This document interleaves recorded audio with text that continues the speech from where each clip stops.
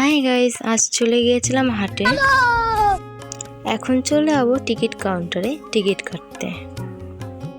তো আমি টাকাটা দিয়ে দিলাম ওদের হাতে, আর আমার হাতে দিয়ে দিল টিকিট। তো এখন ওভারব্রিজের উপর দিয়ে যাচ্ছি 2 নম্বরে যাব বলে, কারণ বৌদি ওরাও যাবে আমার সাথে।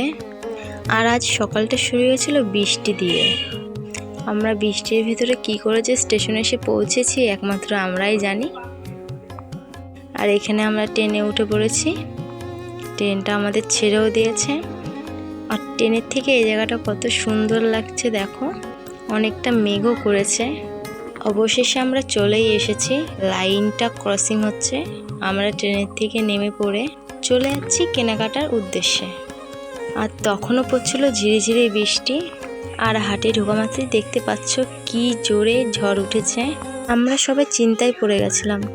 আর তার থেকে বড় কথা হলো ওদের কি হবে, যারা বাইরে জামা কাপড় নিয়ে বসেছিল। সব জামা কাপড় ভিজে যাচ্ছিল ঝড় বৃষ্টির জন্য। আর এই ঝড় বৃষ্টির জন্য আমরা কিছুই কেনাকাটি করতে পারিনি। শেষে ঝড় বৃষ্টি থামার পর আমরা সবাই মিলে বাড়ি চলে আসি, কারণ কেনাকাটা করাই যাচ্ছিল না ঝড়ের জন্য।